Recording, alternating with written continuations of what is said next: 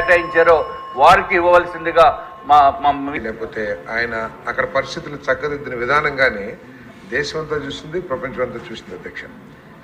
ఆ రోజు ఆయన చాలా ఫాస్ట్గా అన్నిటినీ కూడా మళ్ళీ రికూప్ చేసి మళ్ళీ నార్మల్సీకి తీసుకొస్తానికి చాలా కష్టపడిన మాట వాస్తవం అధ్యక్ష. అధ్యక్ష, ఇక్కడ హుదూద్ హౌసింగ్ దిశ ఇది పూర్తిగా గౌరవ సభ్యులు చెప్పారు సెంట్రల్ గవర్నమెంట్ కూడా ఉందని. వాస్తవానికైతే మొత్తం స్టేట్ గవర్నమెంట్ ఫండ్స్తోనే ఆ రోజు ప్రారంభించబడింది. తర్వాత కొంత సెంట్రల్ గవర్నమెంట్ కూడా సాయం చేస్తామని ఇచ్చింది అధ్యక్ష. ఇది యూనిట్ కాస్ట్ 4 లక్షల నుంచి 5 లక్షల వరకు ఉంది అధ్యక్ష.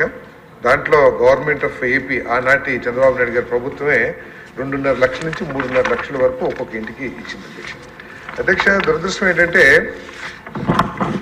ఈ 5 సంవత్సరాల్లో గత ప్రభుత్వం పూర్తిగా నిర్లక్ష్యం అనండి, లేకపోతే చంద్రబాబు నాయుడు గారు ప్రారంభించిన ఏవి కూడా పూర్తి చేయదని ఒక దుష్ట ఆలోచనతో కానివ్వండి అన్నిటిని కూడా పెండింగ్ పెట్టిన విషయం మనకు తెలిసింది అధ్యక్ష.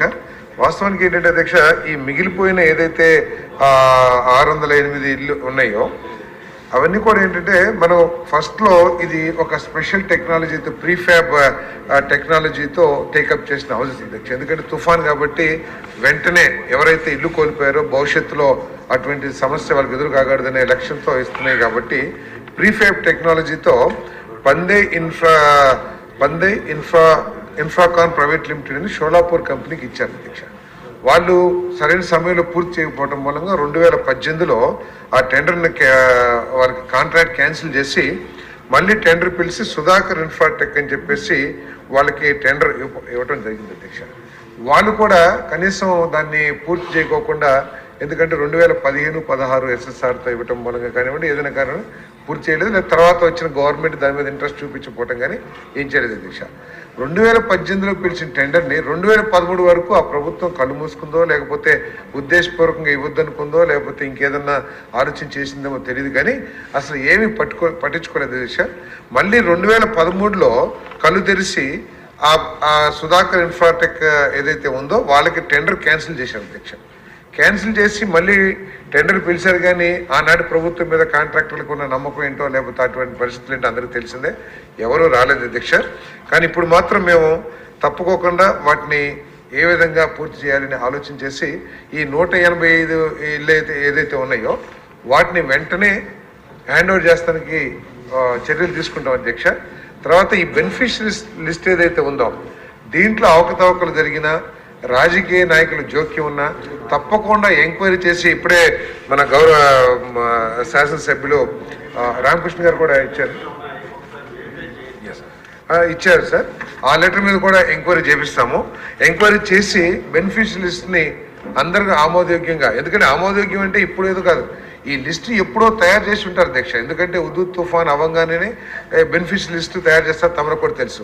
మరి ఆ లిస్టును మారుస్తానికి గత ప్రభుత్వంలో రాజకీయ నాయకుల ప్రమేయం ఉందంటున్నారు, అదే మార్చారంటున్నారు అధ్యక్ష. ఒరిజినల్ లిస్ట్ ఏదైతే ఉందో దాన్ని కూడా రిఫర్ చేసుకుని తప్పకుండా ఎంక్వైరీ చేసి దాని మీద చర్యలు తీసుకుంటామని చెప్పేసి కూడా నేను మనం చేస్తున్నాను అధ్యక్ష. అదేవిధంగా ఎస్టిమేట్స్ చెప్పారు 10 కోట్లు అవుతుందని చెప్పేసి, కానీ అది ఎంత అవుతుంది అనేది మేము ఆల్రెడీ ఎస్టిమేట్ తయారు చేయమని చెప్పి చేసాం అధ్యక్ష. మరి ఎవరికి అలాట్మెంట్ కాకుండా కొంతమంది దాంట్లో నివాసం ఉంటున్నారు అన్నారు అధ్యక్ష. వాళ్ళు కనుక బెనిఫిషియరీ లిస్టులో లేకపోతే వాళ్ళని వెకేట్ చేపించేసి అవన్నీ కూడా నిజమైన బెనిఫిషియరీ లిస్ట్ ఏదైతే వాస్తవంగా వాళ్ళకి ఇప్పిస్తానికి కూడా నేను ప్రయత్నం చేస్తాను అధ్యక్ష. అధ్యక్ష, ఈ హౌసింగ్ స్కీమ్ని గత ప్రభుత్వం ఈ పూర్తిగా నిర్లక్ష్యం చేయడం కానివ్వండి, లేదా రాష్ట్ర ప్రభుత్వం నుంచి ఎటువంటి సహకారం లేక ఈ హౌసింగ్ ప్రోగ్రామ్ అంతా కూడా కుంటుపడింది అధ్యక్ష. అధ్యక్ష, మనం 2014-19 కనుక తీసుకున్నట్లయితే ఆనాడు చంద్రబాబు నాయుడు ప్రభుత్వం ఈ హౌసింగ్ స్కీమ్కి చాలా ప్రాధాన్యత ఇచ్చి ఎన్టీఆర్ రూరల్ హౌసింగ్ అని చెప్పేసి ఒక కార్యక్రమం ప్రారంభించారు అధ్యక్ష. పూర్తిగా రాష్ట్ర ప్రభుత్వ నిధులతోనే ఆ రోజు ఇల్లు కట్టడం జరిగింది అధ్యక్ష. చాలా దాదాపు గత ప్రభుత్వం చెప్తా ఉంటుంది పేదవాళ్ళకి మేమే ఛాంపియన్స్ అని చెప్పేసి 6,66,678 ఇల్లు 2014-19లో కడితే అధ్యక్ష.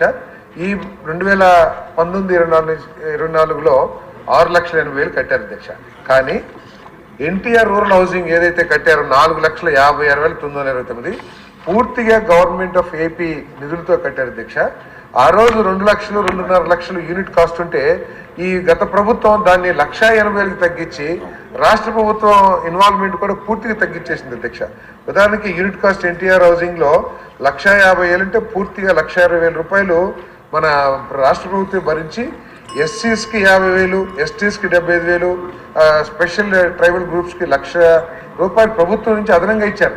మరి గత ప్రభుత్వం మాత్రం ఎస్సీ ఎస్టీ ట్రైబల్స్కి ₹1 కూడా ఇవ్వలేదు అధ్యక్ష.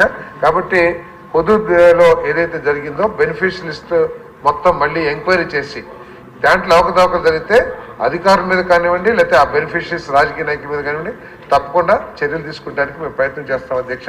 తర్వాత ఏదైతే 608 ఉన్నాయో వెంటనే టెండర్ పిలిచి దాన్ని ముఖ్యమంత్రి గారితో చర్చించి దానికి ఏదైనా అవసరమైతే నిధులు తీసుకుని ఒక మార్చి కల్లా అవి కూడా అందజేస్తాం. 185 ఇళ్ళు యాజ్ పర్ ఒరిజినల్ లిస్ట్ మేము త్వరలో ఇచ్చేస్తాం. మంత్రి గారు, నేను కూడా ఆ ప్రాంతం వాడిని కాబట్టి నాకు కూడా తెలుసు చాలా అవకతవకలు జరిగాయి, ఇష్యూస్ చేశారు.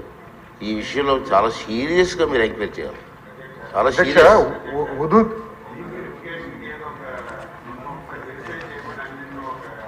అధ్యక్ష ఇప్పటికే రివ్యూ చేసాం అధ్యక్ష. రివ్యూ చేసి రాష్ట్రం అంతా కూడా ఎంక్వైరీ చేయండి. బెనిఫిషియల్ లిస్ట్ కానివ్వండి, లేకపోతే కొంతమంది కాంట్రాక్టర్లు ఇల్లు తీసుకుని కట్టలేదని దాని మీద ఎంక్వైరీ చేయమని అధ్యక్ష. కాంట్రాక్టర్లు మెటీరియల్ తీసేసుకుని దుర్వినియోగం చేశారన్నారు, దాని మీద కూడా ఎంక్వైరీ చేయమని అధ్యక్ష. ఒక నెల రోజుల్లో రిపోర్ట్ కూడా ఇవ్వమని చెప్పేసి ఉన్నతాధికారులను ఆదేశించడం కూడా జరిగింది అధ్యక్ష. క్వశ్చన్ నెంబర్ 76 దేవాదాయ శాఖ మంత్రి గారు.